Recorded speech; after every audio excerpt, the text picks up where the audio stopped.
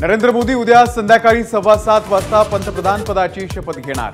शपथविधी सोहळ्याची राष्ट्रपती भवनामध्ये जोरदार तयारी।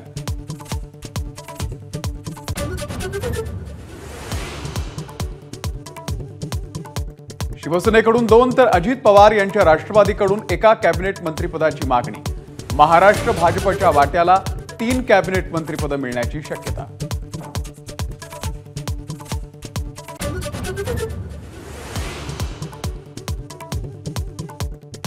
काँग्रेस मुक्त भारत करण्याच्या फंदामध्ये अर्धा भारत भाजप मुक्त झाला।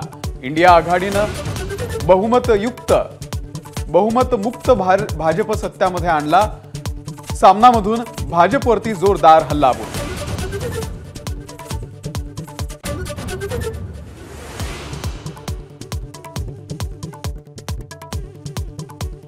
मुंबईमध्ये मातोश्री निवासस्थानाच्या जवळ मुख्यमंत्री शिंदेंचा बॅनर। ठाकरेंना डिवचण्याचा शिवसेना शिंदे गटाचा प्रयत्न।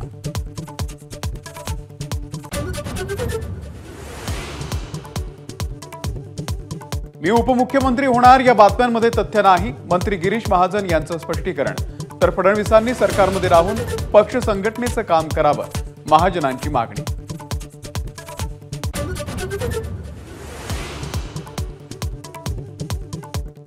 भाजपची आज मुंबईमध्ये महत्त्वाची बैठक। सर्व आमदारांना मुंबईमध्ये बोलावलं। बैठकीमध्ये विधानसभा मतदारसंघामधील कामगिरीचा आढावा।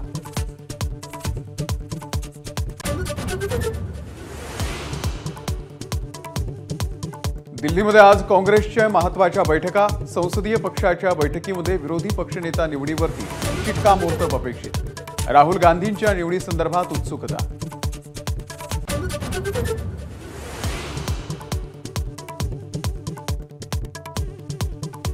ग्रामस्थांचा विरोध आणि पोलिसांनी परवानगी नाकारल्यानंतरही मनोज जरांगे आंदोलनावरती ठाम। अंतरवाली सराटीमध्ये उपोषणाला बसणार।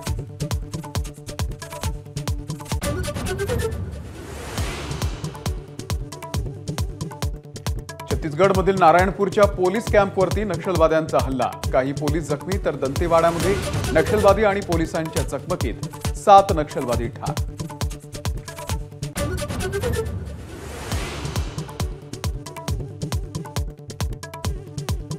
इनाडू आणि रामोजी फिल्म सिटीचे संस्थापक रामोजी राव यांचं निधन। हैदराबादच्या स्टार रुग्णालयामध्ये उपचाराच्या दरम्यान घेतला अखेरचा श्वास।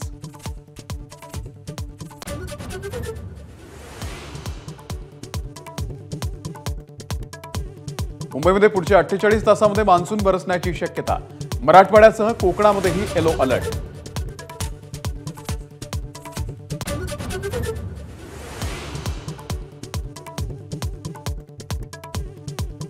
राज्यातील उपयुक्त पाणीसाठा खालावला। पाणीसाठा 20.58%। संभाजीनगरमधील धरणांमध्ये सर्वात कमी पाणीसाठा।